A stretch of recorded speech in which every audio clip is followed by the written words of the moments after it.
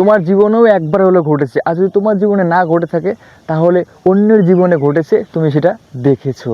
তো আজকের টপিক হচ্ছে এই যে কিছু মানুষ টাকা ধার নেয়।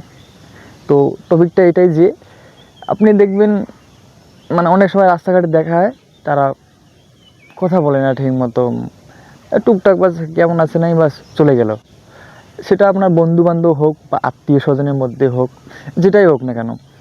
আর যখন দেখবেন কিছু প্রয়োজন পড়ে টাকা ধার বা অন্য কিছু, তখন দেখবেন আপনার বাড়িতে আসবে বা ঘন ঘন ফোন করবে, কত সুন্দর মানে মিষ্টি মিষ্টি কথা বলে।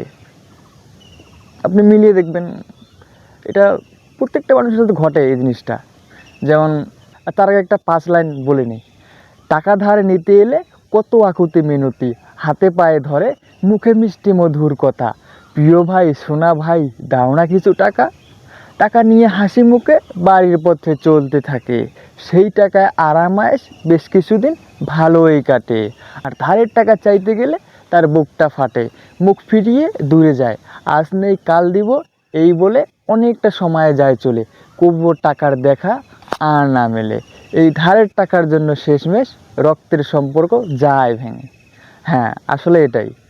যখন টাকা তো নিয়ে গেল আপনার সাথে মিষ্টি মিষ্টি কথা বলে, তারপর যখন 1 মাস 2 মাস হয়ে গেল, আপনি ফোন করলেন, প্রথমে ফোন রিসিভ করলো, তারপরে এমন হতে হতে পরে কী হয়, ফোন আর রিসিভ করে না, ফোনও রিসিভ করে না।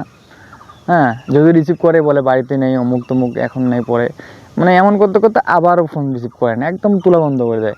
আর আপনি যখন যাবেন ওদের বাড়িতে তখন দেখবেন কথা কাটাকাটি হবে, ঝগড়া লেগে যাবে, মানে এইভাবে ওই টাকাটার জন্য পুরো সম্পর্কটা শেষ।